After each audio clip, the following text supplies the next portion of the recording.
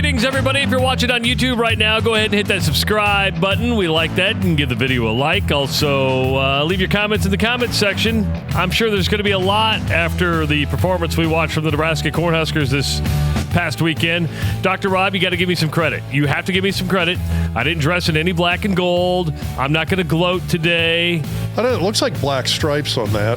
It's blue and tan and, I don't know, beige is what it is, and brown. I don't think there's any black here. I could have come in, guns a-blazing. Could have been wearing my Hawkeye stuff. Could have given you a bunch of shit. I would have been okay with it. I mean, it is what it is. Oh, it was ass beating. That final score was a hell of a lot closer to what I predicted than what you did.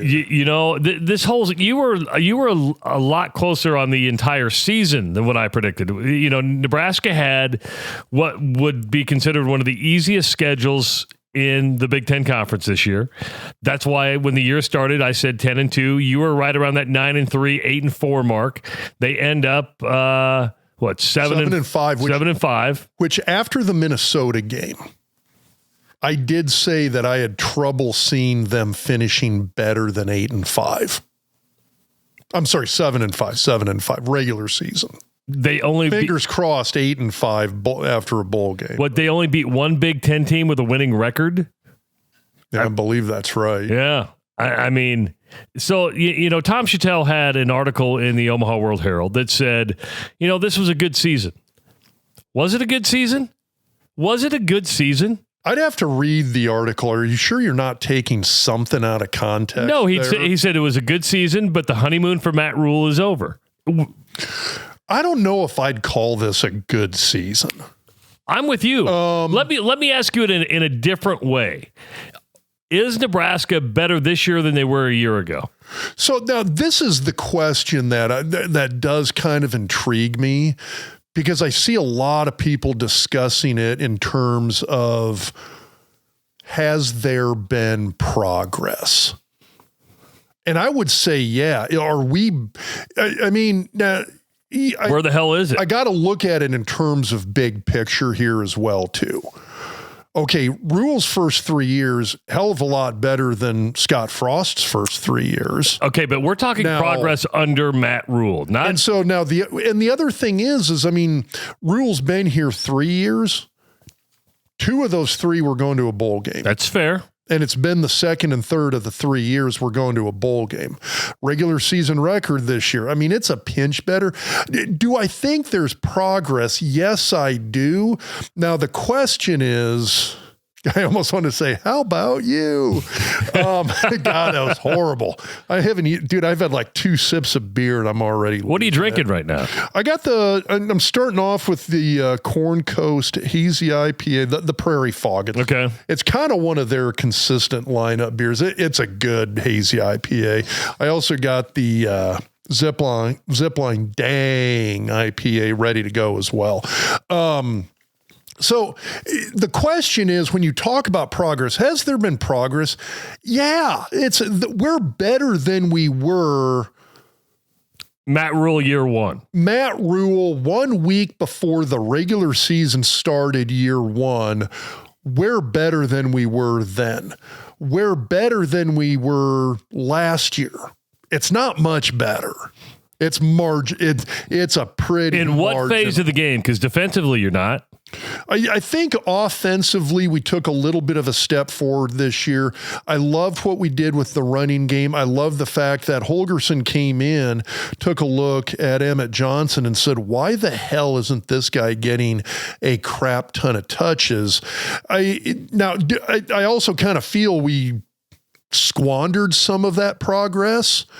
And here's the other, special teams, way freaking better. I'll give you that, 100%. Special teams, way, way better. Okay. So there's places where this team is a better team than they were the previous 2 seasons. The place where it really hurts, and I sit here and I'm just like, dang, it's when I look at the defense. We took a step back. Now, some of that's personnel. There really is. I mean, when you look at guys like Ty Robinson and Nash Hutmacher, we lost a couple of just classic Big Ten interior defensive linemen. Here's a couple of dudes, big bodies, strong, very athletic, who can do some damage on the inside. And we had a pretty solid defense that first 2 years.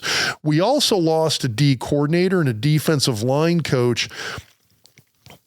I mean, if you had to ask me what I want, which one of those guys I'd want back, God, I lean towards Terrence Knight and maybe a smidge more, just because I think overall his coaching on the D line makes a massive difference in terms of our performance from last year to this year.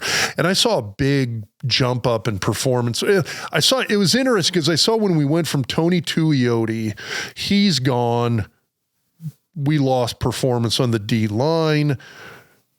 Frost-Staff gets fired. Terrence Knighton comes in. That defensive line, there was this drop in performance between Tuioti and Terrence Knighton that I look at those two guys and I'm like, okay, there was some difference making going on that I could directly relate to what I was observing based upon who was the defensive line coach in Lincoln.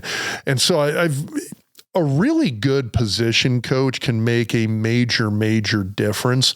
And I know a lot of people are like, well, we got the Chiefs D-line coach. No, you got the assistant D-line coach for the Chiefs. And at the NFL level, it's a little bit of a grad assistant position until that guy gets full control over a unit. And it's the same argument with Donovan Raiola as well. He was the assistant O-line coach for the Bears. And so you're sitting here going, okay, I understand there's the whole family thing. We're trying to get Dylan and Lincoln. You just hired Donovan Raiola, and it's not like it's not obvious that we didn't hire Donovan because we're hoping to get Dylan. I mean, I think we're idiots if we don't, if that didn't play at least some role in that process. I mean, tell me I'm wrong on that. No, you're not wrong. So, but at the same time, we're now, I'm not saying Donovan's not going to be a decent O-line coach at some point. I really do like the development I've seen at the interior defensive line. I think Lutovsky had a solid season. I thought Evans had a really solid season. Spindler came in solid, played solid. I look at the tackle spots and it's just like a massive glaring question mark right there. So I'm looking at these at both lines really, but especially the defensive line. If you want to look at where Nebraska took a major step back and squandered some of the gains we saw in offense, squandered some of the progress we saw with special teams, it was on that defensive front. Now, maybe it was purely personnel, but I mean, Judy's a big body. I mean, that's like a 6'4", 6'5", 300 plus pound guy. Davis is a big dude. You've got some bodies in there. But I mean, it's like we need way more than what we currently have. We need another Ty Robinson. We need another Nash Hutmacher. And I'm not seeing those guys on our roster currently either. So as you drink a beer to wash down your sorrows, I'm having a celebratory Basil Hayden's whiskey. I think this is a triple shot. Congrats, by the way. I'm going to throw some things at you. And it became very apparent as I was watching the game. Nebraska does not have an identity. There's no identity to Nebraska. And I'm going to go into a couple things here. Now, I know this rivalry is heated. I know that Nebraska fans and Iowa fans like to go back and forth, and I've been a part of it. And I will concede as an Iowa fan, Nebraska has a better history when it comes to the rivalry or just an overall program. However, right now, Iowa is a better program than Nebraska, and it's not even debatable. Rob, I do this again. I'm going to throw this out at you. Since Nebraska joined the Big Ten Conference, Iowa is 11-4 against Nebraska. It has won 10 of the last 11. It has outscored the Huskers 405-284 in those games. And Kirk Ferentz has won more Big Ten games at Memorial Stadium than Matt Rhule has. Oh, you had to hit me with that last stat. But that's painful. I listened. Now she's got more time, but yeah. But still, okay. God, that's a Mike Riley, stat. I believe, had 3 Big Ten wins. Scott Frost had 3 Big Ten wins, and I think Matt Rhule has 3 Big Ten wins at Memorial Stadium. Kirk Ferentz has 7. So will you give me that Iowa is a better program than Nebraska, right? Yes. Okay. So 100%. During the week, Matt Rhule was talking about how he respects Kirk Ferentz and the way he attacks the game, and that is he's going to play the war of attrition. And the truth is, Iowa will play to the fourth quarter. It's known for its offensive line up front, and it's going to know to run the football. And then as I'm watching Nebraska, I'm like, I get it now. There is no identity. You can say all the right things. Saying something and doing something are 2 different things.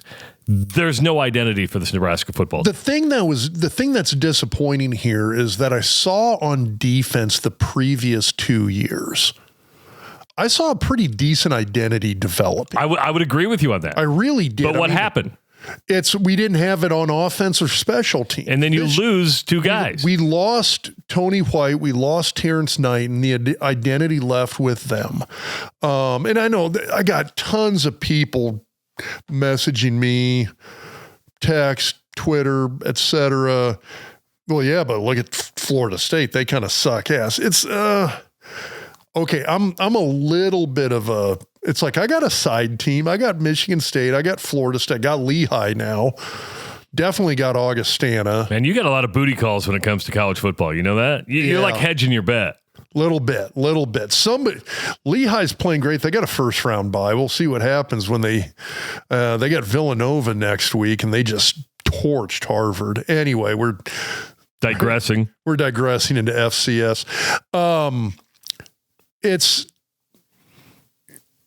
when I look at Florida State, though, I know nobody believes me if you watch that Florida State game yesterday. That Florida State defense this year is light years better than it was previously. Beat Alabama. It did. Now that feels like it was. It does, but you still did it. Light years ago. On the whole, season long, that was a better Florida State defensive unit than what we saw the last 2 years. So there's been progress. Year 1 with Tony White and Terrence Knight in Tallahassee. And I think that's part of the reason why Norvell got one more year. It's because of those 2 guys. And Malzahn, because they brought in Gus Malzahn to be the offensive coordinator. Yeah, and it is kind of interesting because and the commentators in that game talked about it, where they made the point that Florida State offensively this year with Gus Malzahn, top 10 in the country in total yards. Their offensive yardage, top 10 in the country. The problem is they are a penalty and turnover plagued machine right now. And it's kind of like watching Nebraska. We put up a shit ton of yardage and then we turn the ball over and lose by 1 score to Iowa. But there's progress in certain areas. There's a step back in a big one, and it's on defense. And you talk about identity, you talk about Iowa, and by the way, I like Kirk Ferentz. I've met the guy a number of times. I've had more than a few conversations with him. He's the kind of guy I'd love to play for. He really is. I mean, he echoes, you hang out and talk with him and you're like, wow, this guy's, he's a little Milt Tenopir, little Tom Osborne. Well, but it's when and the identity's there. I'm not buying. Okay. 40-16, by the way, is not a game of attrition. That's an ass kicking. It is. But you know what I'm saying? So he plays for the fourth quarter if he can. He's got his identity, and that identity tends to be strong line play on both sides of the ball. Good defense, good special teams. When they're able to do it, it's this constant drive to try to have a strong run game. Well, sometimes he doesn't have the personnel to do it. But see, I'm looking at this thing that you brought over that we have hanging in the studio now. It's the 1994 offensive goals, and to me, that's an identity. Everything on there is an identity. And I 100% will give you that. I guarantee you, during Iowa's worst years, which their worst years are like 7 and 8 win seasons. No, I mean, you go back to, Hayden Fry left the cupboard pretty. Under fairness. His first 2 years were horrible, but after that, you're talking. Totally get it. I think every year since 2015, they've had eight or more wins every year. Okay. So let's say it's 8 or more every year since 2015. As many jokes as Husker fans crack about Iowa striving for mediocrity, which you've said to a degree is acceptable. It is acceptable to most Iowa fans. You go to the average Nebraska fan and look at the last. Oh, let's go with 2003 because that was Solich's last year. That was a 10-win season. Had a bowl game win over Michigan State with Bo Pelini. With Bo Pelini as the head coach. Bo Pelini is the interim head coach. If you go back to 2003 and say, hey, would you take what Iowa's had? And you line them up side by side, and most Husker fans are going to be sitting here going like, yeah, I think I'd take that. Because here's the thing. It also includes a couple of Big Ten titles, and I understand those 2 Big Ten titles were co-championships. Fuck it, fine. I'd take one because Nebraska's last conference title, shared or otherwise, was 1999. We're going on 26 years without a conference title of any sort. So I would take what Iowa's got right now. Yes, they absolutely have an identity. I guess my point here is that when Iowa is at its worst over the last 20 years, at their worst, they play the game of attrition. The last time they had a losing record was 2012. They were 4-8. Okay. After that, you have what the hell happened that year? That's a good question. Because 3 years later they were 15-0. Yeah. Well, they went 7-6 in 2014, and a lot of people thought he was going to get fired then, and then a lot of things happened. They call it Kirk 2.0. But yeah, I mean, so in 15 you have 12 wins, in 18 you have 9 wins, in 2019 you have 10 wins, 2021 you have 10 wins, 2023 you have 10 wins. You would take 10-win seasons. Oh, 100%. They're going to get it. I mean, they're at least 8 wins this year, probably potentially 9. Yeah. It's like, and I look at the Iowa team this year. This is not a team of attrition type of team. They got into some tough games with what I would say is some pretty damn good teams. They lost to Indiana, Oregon, and USC by a combined of 15 points. And the Oregon game is a coulda, woulda, shoulda game. It is. The Indiana game almost. They were leading with 2 minutes to go. Yeah, so that's a coulda, woulda, shoulda game. USC, they were up double digits going into the second half. They pissed that one away. That one is a little bit of a head scratcher, but I'd be the first to tell you, USC is one of those teams where even when they don't play, it's like Penn State this year.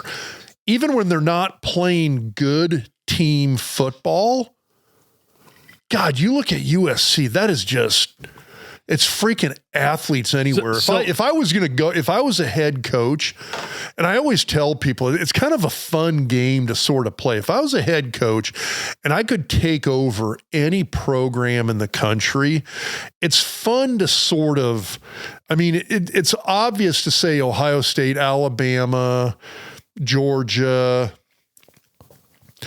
maybe an LSU, maybe an Ole Miss, maybe a Florida in terms of athletes. God, USC's always there. It's one of those, there are a bunch of great athletes who are being adequately coached or inadequately coached, but they've always got a bunch of freak athletes on that team. And it's one of those, that was a very athletic team. They beat Nebraska, not because they're a good team, but because they are more athletic than everybody on the freaking planet. They came back in the second half and beat Iowa, partly because I think Iowa took their foot off the gas. Played not to lose. And partly because they've got insanely good athletes. So I'm not sure I fault that USC game. I guess my point here is that when you look at the whole of Iowa's season, it's easy to go, 8-4. That's a good solid. I mean, within the scope of winning programs, it's a fairly mediocre season for a winning program. But at the same time, I'm like, God, they're like 45 seconds away from being a 10-2 team, and so wondering if they're going to be in the playoff or not. So how does Nebraska get that identity? You know, I talked to Tyler Kluver on my radio show. He's a former long snapper for Iowa, and it's clear that the players buy into the philosophy. They understand that they're gonna defer. They're gonna take the they're gonna receive the ball. They play for the fourth quarter. They're gonna run the football. They know what the system is. When you guys played, you're talking about Iowa. You guys knew in the 90s. You knew what the system was. You were good, but you knew what the expectation were, and you held each other accountable. Yeah. This team doesn't. This program right now doesn't seem like that. How do you get everybody to buy into what's taking place? I see this happening on two levels. One, I see it happen at the coaching level. And this is what's going to be interesting to me from a CEO standpoint with Matt Rhule, because I don't know I don't know this for a fact, but my understanding is Rhule is like, okay, I'm going to be the CEO. I'm going to delegate the offense to the offensive coordinator and the offensive coaches. I'm going to delegate the defense to the D coordinator and the defensive coaches. And I saw that to a small degree with Osborne, in the sense that he delegated the defense to Charlie McBride and the defensive coaches. Osborne was the O coordinator. Absolutely. Called every play. Yeah, the closest he had to an O coordinator might have been Emtt Johnson. But I mean, Osborne was pretty well entrenched with the offense. Matt Rhule delegates both sides of the ball. He delegates special teams to the special teams guys. And he's like, in my opinion, I saw a cultural shift with Eckler coming in. I really did. I think there was buy-in. I think he's got his special teams. But that's just a unit. It's one, but I mean, what if you have a cultural shift where you've got buy-in with a very good coordinator or coach on defense and a very good coordinator or coach on offense? And right now, I'm not sure we've got that. And there's three glaring spots and a fourth, I kind of wonder, spot. The three glaring spots are the line coaches. I think if Nebraska, it's not like anybody looked at Nebraska this year and went, holy shit, that is amazing offensive line play. The interior three guys were solid. The tackle spots, it's been a rotation of guys with a disaster everywhere, except as the season went along, I thought Pritchett was pretty damn good, very athletic, and the best we've got at tackle. And I actually think he's pretty solid. I don't have a problem with him. It's just he goes out with an ankle injury. You've lost Teddy. Gatula's out with an injury, and Gatula's way better at left than right. He was a liability at right. I thought he was a strength at left tackle. I really did. Going into the season, I actually thought we were going to see Gatula starting at left tackle and Pritchett at right. So shows what I know. But it's not like we're looking at Turner Corcoran and going, hey, here's a really good offensive tackle. Does he go to the NFL? Probably. He's got the measurables in terms of height, arm length, size, etc. But I think he immediately gets moved to offensive guard and stays at offensive guard. Now, Nebraska ran the ball well. Emtt Johnson ran the ball well against us. Emtt Johnson ran the ball well all season. And it's a testament to what some of the guys on the offensive line, and especially Emmett, were able to do. That he got, 217 on the ground? Yeah. It's not often that Iowa's defense gives up 217 to one running. He had 187 in the first half. Yeah. Or 187, 183 in the first half. Now, we had a correspondent from the Husker Doc Talk Podcast at the stadium on Saturday. Owen was there. Owen, when did Husker fans realize it was over? Oh man, that's a good question. I'm not 100% sure. Well, some at some point in the second half, I'm sure it was like, oh, this. I think it was the targeting / safety play. By the way, it was targeting. And you and I were trading texts. You totally were like, yeah, that's targeting. Yeah. I would love to see an explanation from the Big Ten. It's one of those, I know you can't go back and change the call. I get it. I would just like to know what was the conversation and the reasoning. This isn't targeting because when you read the rules. Yeah, I mean it was crown with force. It wasn't even. I mean, and it's got to be like within 6 inches of the crown. It wasn't the crown. It was dead center of the crown. So I thought that was the game changer. Let me go back to the assistant. The 3/4 factor. Okay. The 2 line coaches are 2 of those 3 factors. I've seen a lack of development on the offensive line that needs to get addressed. Does he fire him? Maybe not maybe not at the interior 3, but definitely at the tackle spots. And I have huge concern about why I don't see that development on Nebraska's offensive line. I saw a drop off on defensive line development that I feel like we're missing a guy like Terrence Knight, a Knighton / Tuioti level D-line coach. We need that very badly right now, and we don't have that in Lincoln. So there's 2 of the 4 I'm talking about. D coordinator's the other one. Is Butler the guy? Now, I know a lot of people commented on how well Nebraska performed defensively from a statistical standpoint against the pass season long. I get that. It's if you're going to line up, or if you're going to give me a choice here, would you rather see a great pass defense or a great run defense? I'm taking a great run defense first every time, and we'll figure out the pass after that. But if I have to choose, I'm taking a great run defense, and that wasn't there. You've got to be able to figure that out, and we never quite did. And when you look at the last couple of games of the season, so there's 3 of these 5 losses we got smoked. And all 3 of them, the opponents ran roughshod over our defense. It was the run. It was our run defense that killed us against Minnesota. Against Penn State and against Iowa. So, and the pass defense was great. Vanami had the freshman tight end for Iowa had a game. He did. So I'm sitting here going, and we talked about this, that, hey, if we can line up against Iowa and figure out, like, I would want to put 7 or 8 guys in the box and stop the run.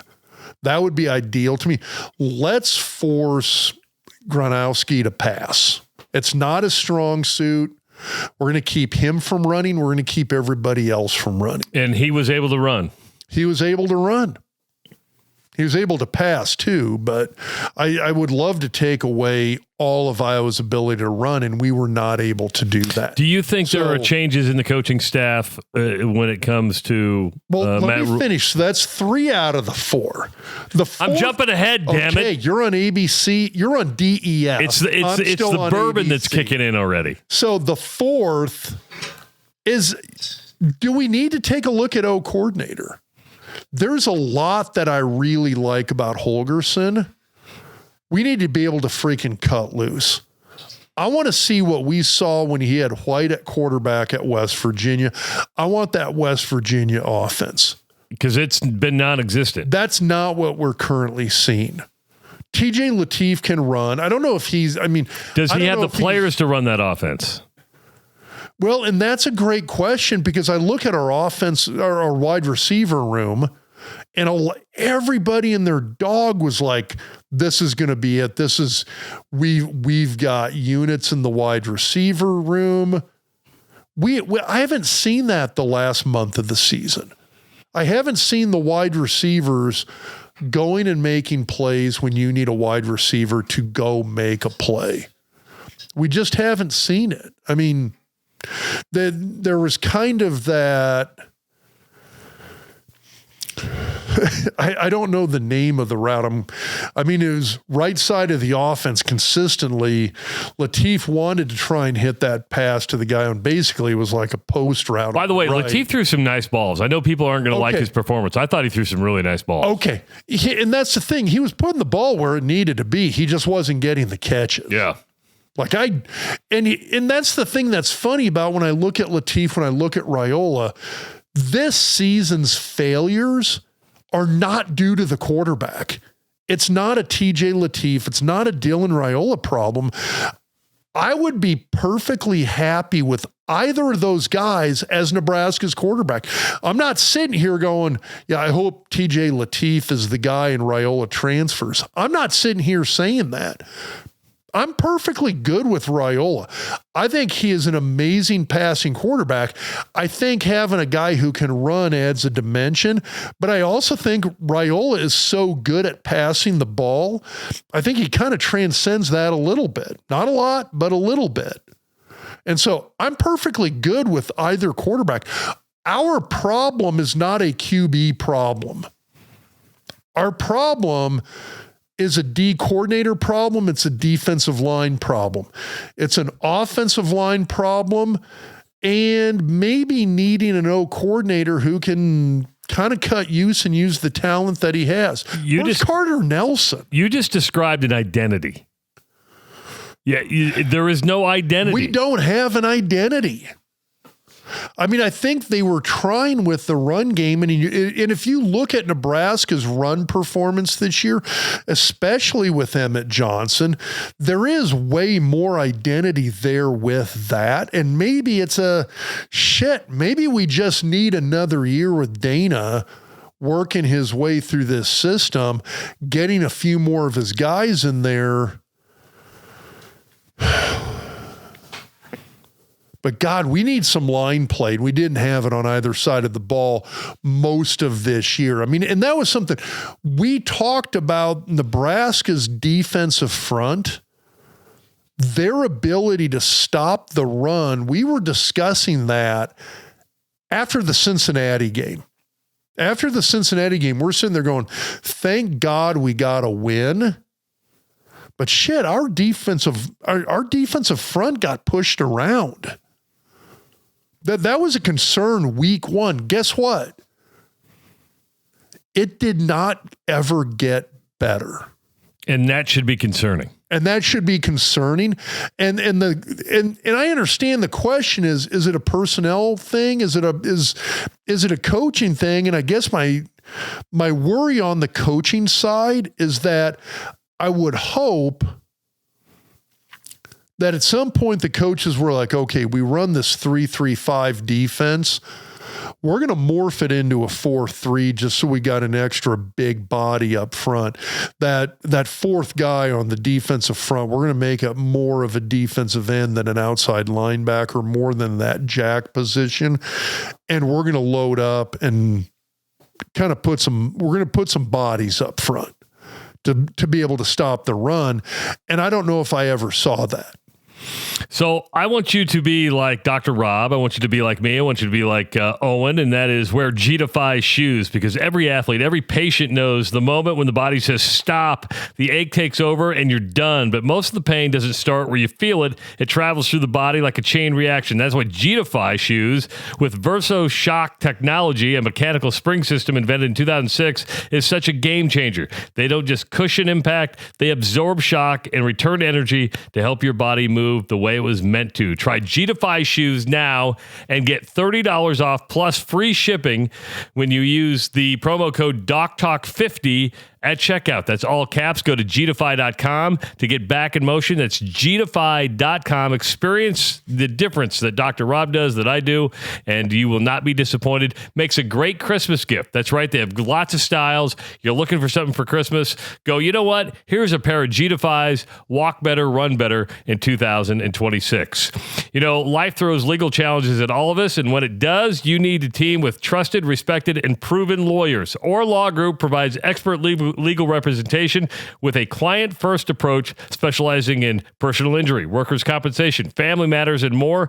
When you need clear guidance and strong advocacy, the Orr Law Group is in your corner. Learn more at orlawgrp.com. That's orlawgrp.com. Whether it's game day, bowl season, or the long wait until the spring practice, Husker Hounds is your go-to source for the best Nebraska gear, jerseys, hoodies, hats, and collectibles. If it's Husker related, they have it. Family owned, locally operated, and serving Husker Nation for decades. Husker Hounds helps you show your Nebraska pride every day of the year. Shop online at huskerhounds.com or one of its 2 locations in the Omaha area. So the regular season's over. We're waiting to see what the bowl game is. In the next podcast, we'll be talking about that, which will probably be on like August 13th or December 13th. We're going to take 14th. A little bit of a break here. We're going to try to do more in 2026. 9 months. The studio's done. It's beautiful. Didn't Owen do a great job? Look at that picture behind you. It's me, you, and Tommy Frazier on the old Harris Sports Sound Off set. We got. I had hair. I was still in my. I'm not bald. I just shaved my head. Hell, I think you were in residency at that point. Give me a date for that. What do you think that? Oh, shit. That's probably 2003, 2004. Oh, that's still medical school. Yeah. Yeah, because I started doing it, 01, 02? I think so. Yeah, Tommy was on for the first year. I think it was 2001. Yeah. Yeah, you called me and were like, hey, do you mind filling in for the football season? I got to tell you, the studio is pretty much done, and Owen did such a fabulous job, and it's good to have a home again, and I can't wait to get people in here to do interviews. Yeah, go ahead. I guess we both, I was going to say, why do you have Creighton stuff on my side? But then again, I'm the one who wears Creighton gear to Husker volleyball matches. Well, so. You know, I mean, this is kind of the stuff I've collected over the years, and we it's good looking stuff. We didn't put a lot of stuff up, but yeah, it's but good. What's interesting, if you go through it, like 90% of what's behind you and me, and I'm like, yeah, I know the story behind that. Well, you know what this is? I'm going to grab this. This was and I got to thank, this is, if you can see this is seat number 88 in the old Nebraska press box. And when they tore the press box down in 1998, they cut out where our seats were. And my seat was number 88 before they put in the sky boxes and the big one. So this is my seat at the press box at Memorial State. Damn. Yeah. That's the old, which is funny now because even if I walk inside Memorial Stadium, like 75% of it, I'm sitting there going like, okay, this does not look remotely like it did. Well, we were down there with Troy Dannon almost a year ago, and it's just completely changed, right? It's completely different. But it cracks me up because I think about that old press box, and I remember, that was 98. 98 was the last year for that. Yeah, and I remember the next year, all of a sudden, you were just like, oh my gosh, look at this, like this palace there on the west side of the stadium. So let's look towards next year, right? I know we got the bowl game coming up, but next year, home games against Ohio, Bowling Green, and North Dakota, Indiana, Maryland, and Ohio State. The one that scares me is the North Dakota game. Home game against Washington, and you're at Illinois, at Iowa, at Michigan State, at Oregon, and at Rutgers. That is not an easy schedule. No. If Nebraska finishes with 7 wins next year, what's the mood like? Because it's a strong possibility. Okay, so go down the list of teams right now. Ohio, Bowling Green, North Dakota. So 3 wins. Indiana, at home. Loss. Maryland, at home. Win. Ohio State, at home. Loss. Washington, at home. I know, that's the tough one. That's the toss-up. I'm coming back to Washington. At Illinois. 8 wins this year. They're only getting better. I'm saying loss. At Iowa. Loss. At Michigan State, which will have a new coach. Jonathan Smith fired. Pat Fitzgerald might be the head coach at Oregon. Loss. At Rutgers. Question. That's what I'm talking about. You got Washington. Yeah, Washington and Rutgers are big question marks. I mean, there's five games that I'm like, okay, I think we win. There's 2 or 3 that are big question marks. Big question marks. If you're going to take that are question marks, the Iowa game is the one where I'm like, looking at it, because Iowa does lose some dudes. Lost 28 seniors, but yeah. Vanami, the tight end, impressed me yesterday. Defensively, they're going to be good. Kamari Moulton, which is the running back, is only a sophomore. God, they just, I mean, I've seen few programs up close that year in and year out kind of ride this whole, we're going to recruit 2, maybe 3-star guys. And I mean, I think I'd be the first to tell you, I know Iowa goes after the 4 and 5-star kids. They just rarely get them. Well, here's the way I look at it. And Bill Bush explained this to me the best when it comes to recruiting. You can go after the stars. What you do is you go after uber competitive kids. Yeah. And I think Iowa goes after uber competitive kids. And that was a super, super good observation, because the other coaches who do that, Kurt Cignetti, that's his thing. He wants guys who will, it's sort of the whole, they'll chew their own leg off to get out of the trap. But you guys were like that, and I hate to bring up the 90s, but you talk about it all the time, the expectation, how you guys held each other to a much higher standard. So here's a good comment about culture. It was interesting when I looked at interviews with Emmt Johnson and reporters talking about Emmt Johnson from last year to this year. And one of the things they kept going back to on a repeated basis was, hey, Emmett already felt like he was a very good running back when it came to running the ball, but felt like he needed to improve his pass catching. And so every day at practice, every day at 7-on-7, the off-season stuff they're doing, he would try to have somebody throw him 200 passes. And it sounds like, okay, that's impossible. It's actually not. You get somebody, okay, we're going to do 20 here before practice. We're going to do 20 during the first part of practice, 20 doing the mid part, 20 the second half. We're going to hit 40 to 60 after practice. And when you're just playing catch back and forth, it adds up quickly. But his goal was he wants that ball hitting his hands 200 times every time he goes out there for practice. And the goal was try to increase his catch percentage, which he did. And he ended up, as a receiving running back, ended up having a really, really nice season. And it was a major part of the reason people are sitting back and going, okay, total Doak Walker snub, total Heisman. And the Heisman snub, I totally get. If you're not on a team that's performing well, you're just not going to get much of a look. He absolutely should be considered for the Doak Walker Award. Don't disagree with you. Don't disagree with you at all. Absolutely should be. He's one of the best running backs in the country. 100%. I know Michael Severe did a statistical breakdown of the top 10 running backs in the country, all categories. It was, great breakdown. He's top 3 in 9 out of the 10. You can throw analytics at you all you want. It's the number, the productivity was there for him. But the idea that he was sitting there and going, okay, hey, here's my strength, here's my other strength, here's the one thing where I'm lacking. I'm going to spend an entire off season kind of doing a serious above and beyond in terms of going to improve that.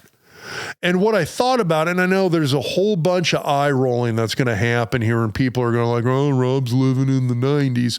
I'm just giving this out there as a expectation and an explanation that at the time I played, it's not like we lived in the freaking dark ages. It's not like coaches weren't looking at metrics. We had at the time the best strength and conditioning program in the country. The stuff we did in the 90s, there's a little bit of a plateau there in terms of everything from a nutritional standpoint to the type of programs we were doing, the statistical breakdown of the type of lifts versus the amount of weightlifting, recovery time, so on and so forth. We were doing basically everything they're doing today minus Chat GTP. We didn't have AI feeding in extra analytics. And so I would put what we were doing then versus what anybody is doing now, at least from a foundational standpoint. We all got together back, this probably would have been 91, 92, give or take, from a time frame. And all the linemen got together and said, hey, we need to figure out a way to do more, to step up, to try and push this program over the top. And it may not happen when those of us who were seniors at the time, I was a sophomore, but I remember the seniors going, hey, we may not reap the benefits from this, but let's get the program there. And so the offensive line got together, and 4 nights a week, we would meet at the student rec center weight room and essentially do the above and beyond weight training workouts, explosive workouts, plyometrics, whatever, that we felt we needed to do to push that program forward. The defensive line was like, we're going to do the exact same thing. You guys are going to be killing all of the equipment over at the student rec center. We'll go over to, I think it was either Goodyear Rec Center or Gold's Gym in Lincoln. And so the D-line went there. But you literally had two, I mean, in terms of numbers on the team, 2 large position groups getting together. I mean, we're talking 50 guys getting together and saying, hey, we're going to make a change to push this program forward. That was our version of catching 200 passes a game. But see, here's the difference now. We're going to get this much bigger, this much stronger, this much faster than anybody we play, and we took it upon ourselves as players.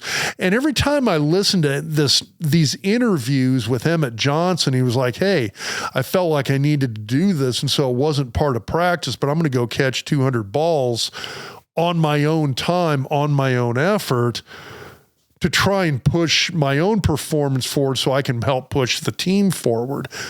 And I'm sitting there going, that's one guy. And he had a season that's going to make him a millionaire. And you know what? Good for him. I love it.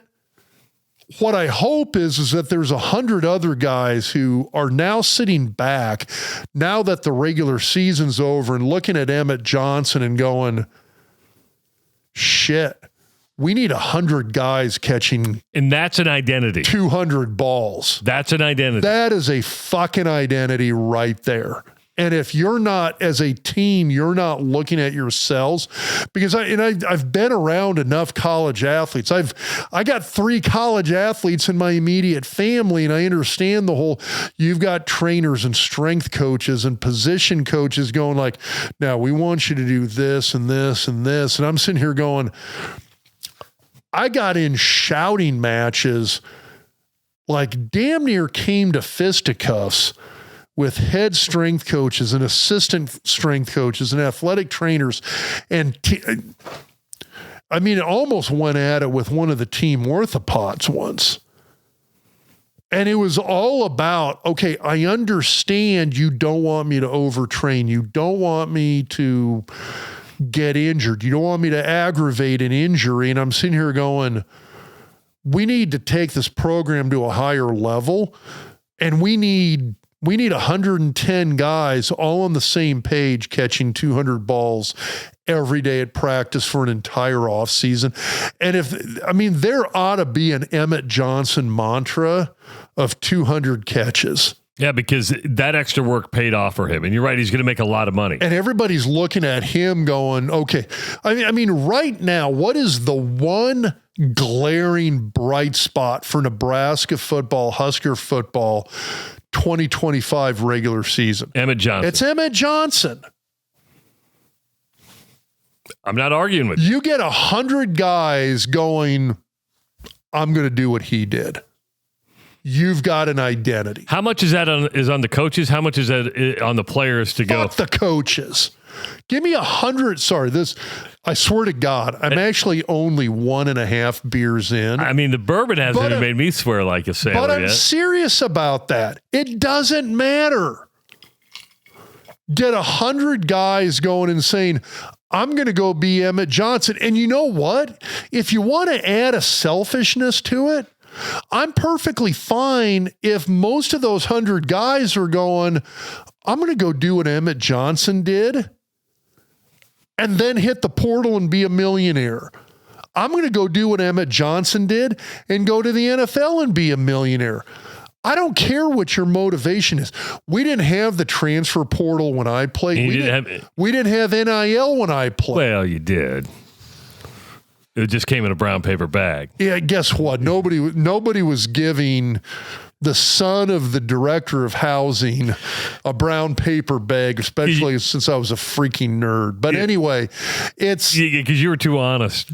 Probably. But I mean, it's like figure out what your motivation is and go do what Emtt Johnson did.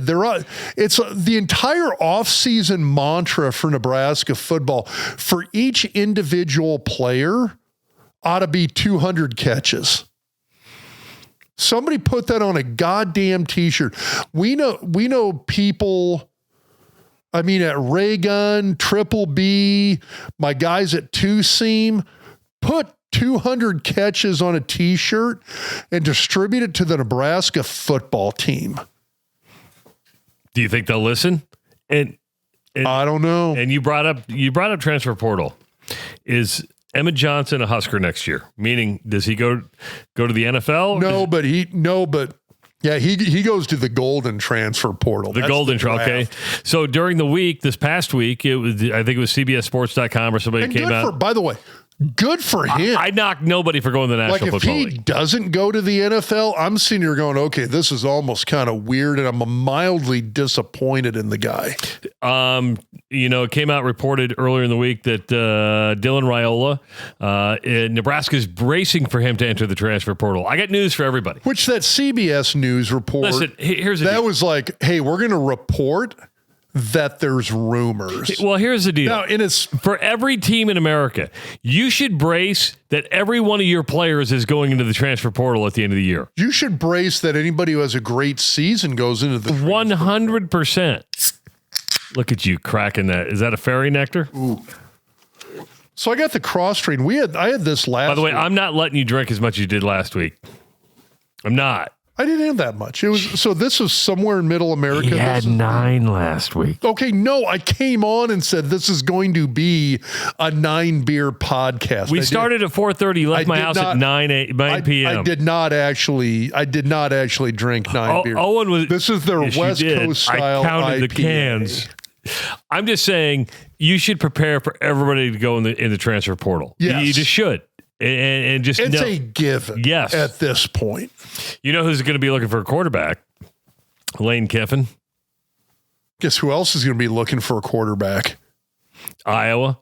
Kirk Ferentz. They can't afford. Okay, hold on a second. They can't afford Is Raiola. Kirk back? Yes. Okay. Yeah. It would shock me if he wasn't. I mean, for a team, you keep saying they can't afford. They don't have the NIL structure that Nebraska has. That I other get teams it, but have. I mean, Mendoza. They went after Mendoza, who's at Indiana now. Couldn't afford him. They settled for Gronowski. They went after Mendoza. That's a hell of a settle. Could not get him. It is a hell of a.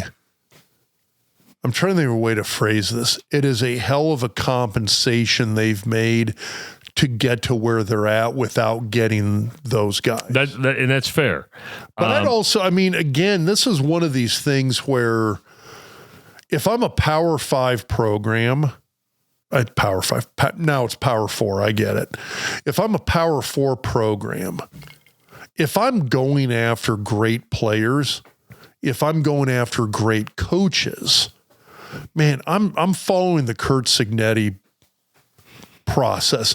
I'm looking down at FCS, I'm looking down at Division II, and I'm like, look at what Drake did with Woodley. And Woodley pushed South Dakota in the FCS playoffs. That was a depth thing. He went about 2.5 quarters before South Dakota State South Dakota rather. It was the. If Joe Woodley wants to be, he can be. Yeah, it was the Yotes. But South Dakota just had way more depth than what Drake currently has. Arkansas hires Silverfeld from Memphis. Auburn hires Golish from South Florida. LSU hires Lane Kiffin.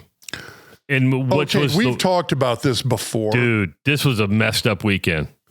And there's blame to go around. What do you mean by messed up just weekend? The way Lane Kiffin handled it. And I know there's no easy way to handle it.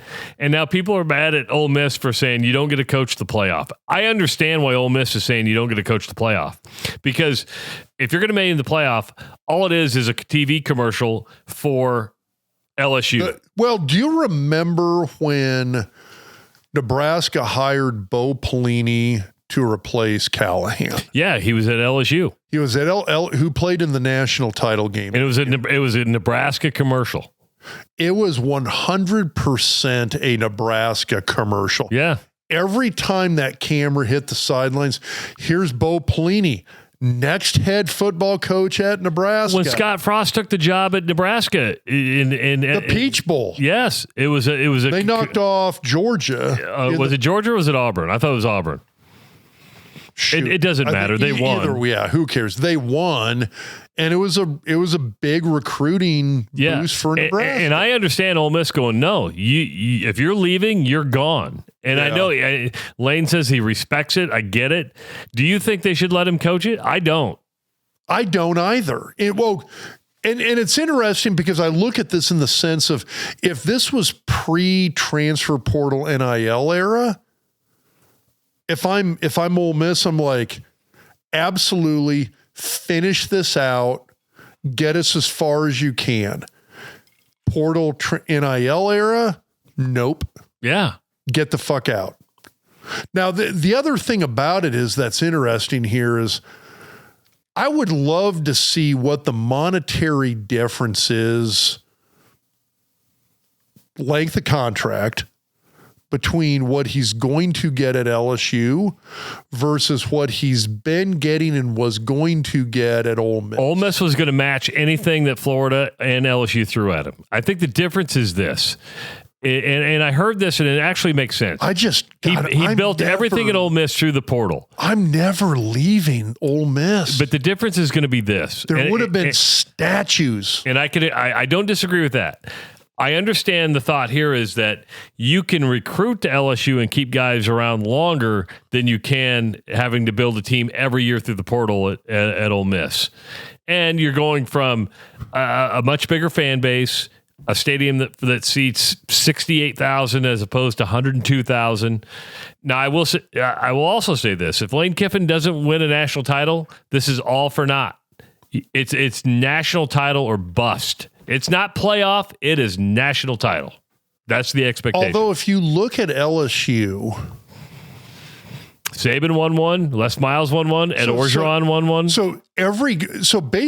Now I might miss somebody here, but when those three guys that you mentioned, so Saban, Les Miles, Ed Orgeron, who most likely will come back as an assistant coach under Lane Kiffin at LSU. Was there any other coaches? No.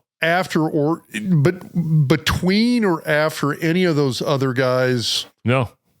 It's went Saban, Les Miles, Ed Orgeron, and Brian Kelly. And I think Les had the longest tenure there. Yeah. I could be wrong, but I thought he had the longest tenure. He did. So every head coach except Brian Kelly won a national title. Has won a national title at LSU. Yeah. Not going to lie, that's a pretty freaking good run. I mean, for a school in the modern era. Yeah. I mean, other than Georgia and Alabama that had dynastic level of teams, that's a pretty freaking good run. I mean, maybe Ohio State. If Ryan Day wins, yeah, because Urban Meyer won, Ryan Day has won. Tressel won a national title. Urban Meyer won a national title. Ryan Day has a national title. I mean, basically, God, it's LSU and Ohio State.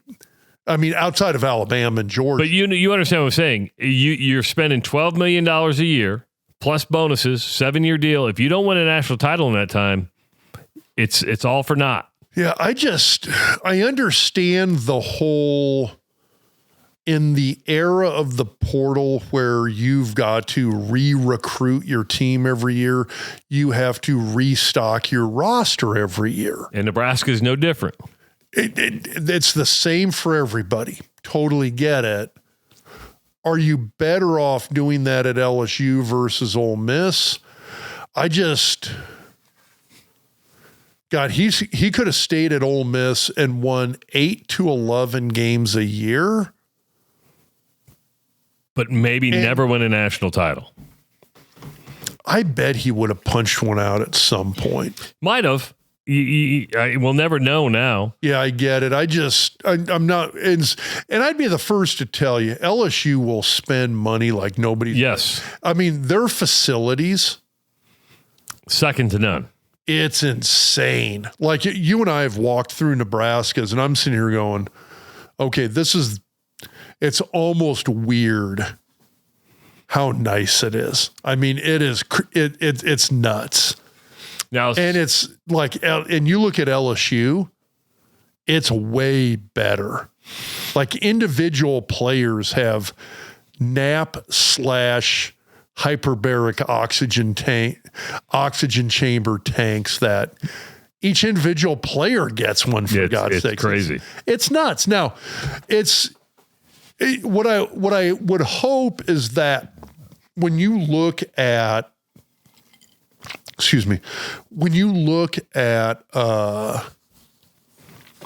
Kiffin, if he goes to LSU and he is the exact same guy that he was at Ole Miss, where was he before Ole Miss? Florida Atlantic. Okay. When he was at Florida Atlantic, he kind of started to develop this persona. And when I say persona, it was sort of this online persona. You better know what you're getting with Lane Kiffin. He's not going to change. Exactly. If he doesn't change from that, I think he's going to be just fine at LSU. My worry is I think Brian Kelly went down to LSU and tried to change and be somebody that he wasn't. Let me ask you this, because of your fondness for Michigan State. If you're Michigan State, do you hire Pat Fitzgerald or do you hire Brian Kelly? Brian Kelly's got Michigan connections. Remember, he was at that D2 school. Yeah. Ooh, that's a tough one. Because I think that's what it's going to come down to. And who does Penn State get? Penn State still doesn't have a coach. I mean, Summerall from Tulane took the Florida job. Here's a question. Do you end up seeing a bidding war between Michigan State and Penn State? For Brian Kelly? For Brian Kelly. Maybe. Because he's getting his full $54 million now, and now he's got, but he wants to coach, so that'll go down. I mean, I don't like Brian Kelly, and I've never met him. I should just say I don't like, you listen to him, I'm like, I don't like this guy. So I'm just making a snap judgment, but I'm not going to deny that he can coach football. I mean, he even won at LSU. Let's not. Yeah, he was not horrible at LSU. No. He wasn't good enough. Yes. But he won at LSU. Yes. I mean, Pat Fitzgerald is he'll have an identity, but it's very Kirk Ferentz-like. Yeah. Are you okay to be 8-9 wins a year? At Michigan State, though, it's not 8 or 9 wins a year. I think he'd be an 8 to 10 win a year That's fair. At Michigan State. And here's the thing with Pat Fitzgerald, it's a question of how does he do once he actually gets resources? And that's a good question. Now, some coaches, they negotiate the world of lower access to resources better than other coaches do. Iowa's a great case in point. I mean, Iowa was like, okay, we couldn't afford Mendoza. We got Gronowski. But God damn it, they went 8-4. I hate the shoulda thing. Iowa should be 10-2. I don't disagree with you. That is a 10-2 Iowa team. It really is. In terms of on-field productivity, that's a 10-2 team. And I think I screwed up. I think they lost to all 4 of their losses were combined 15 points. I think you are correct. Because it was a walk-off field goal against Oregon.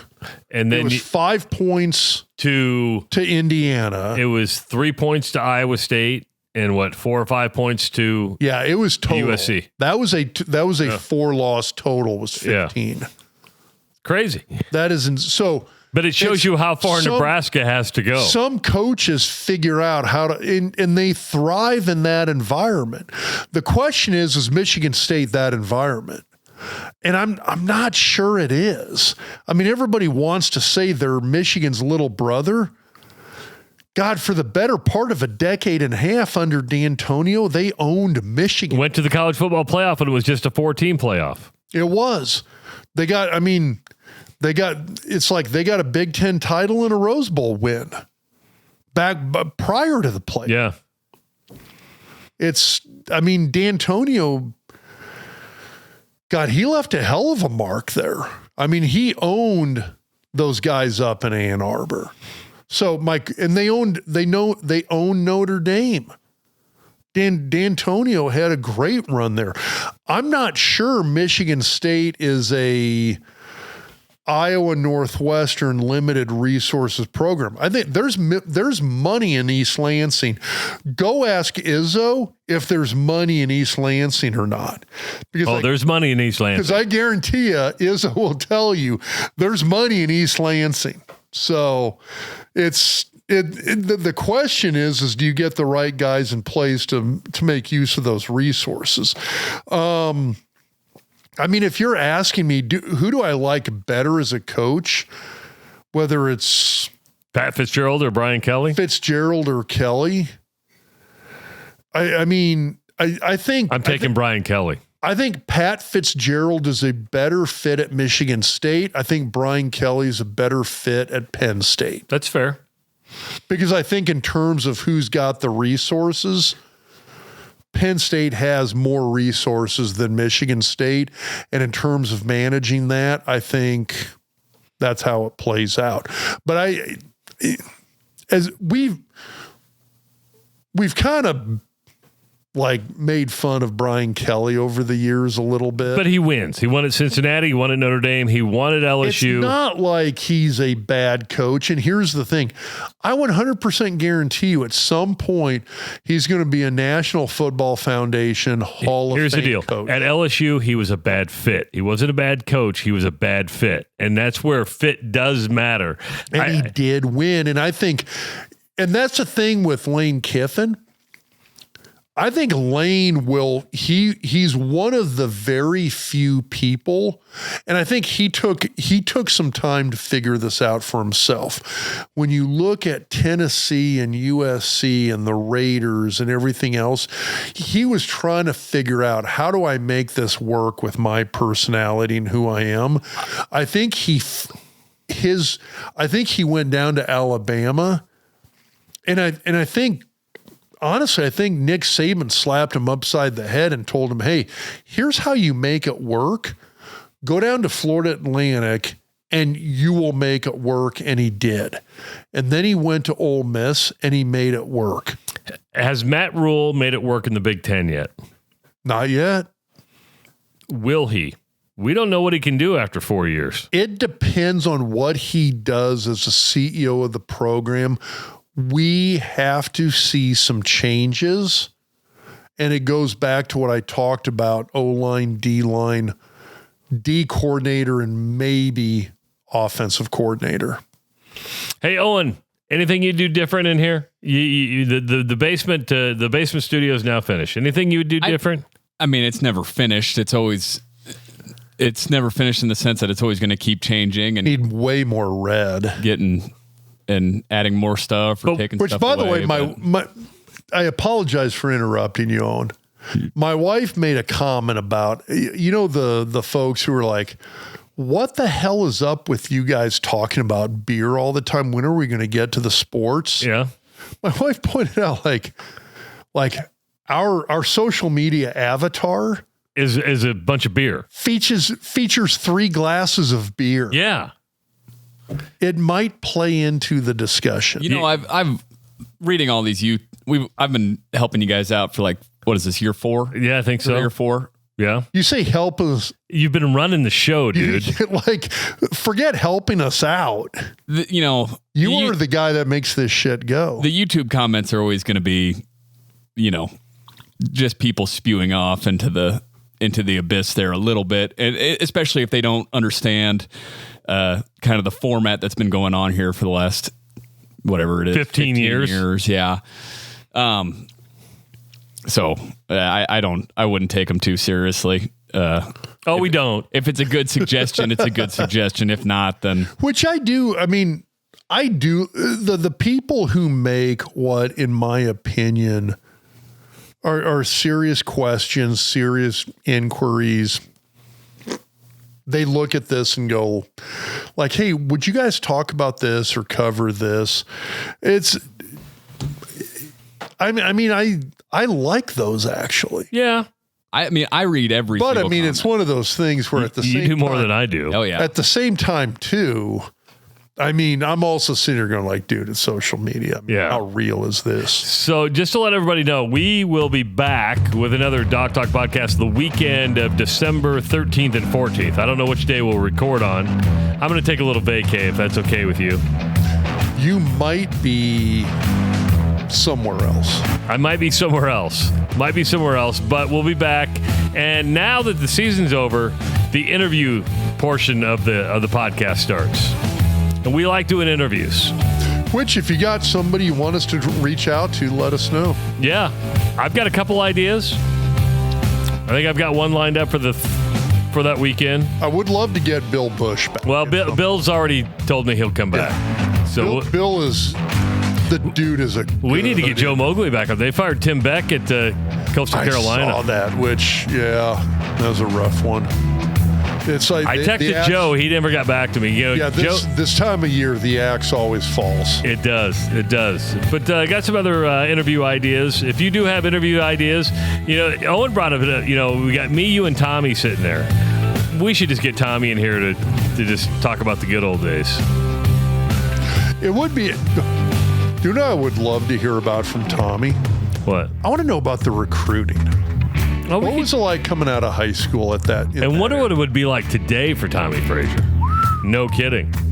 Although at the time, if I remember, it was like Nebraska and Clemson. And that was like the two big schools in a fist fight for him. So if you've made it to the 1 hour and 13-minute mark of this podcast and have people we'd like to talk to who can come into the studio. We don't like doing video interviews. We can do them, but they're not as fun and they're not as personable as getting people in here. Throw us your ideas. We'll try to make them happen.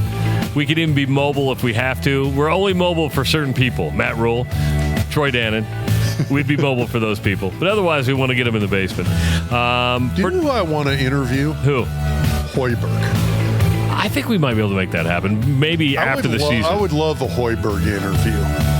For Owen Justice, for Dr. Rob Zatechka, I'm Travis Justice. Thank you for taking the time to listen to this entire podcast, an hour and 13 minutes and 36 seconds long.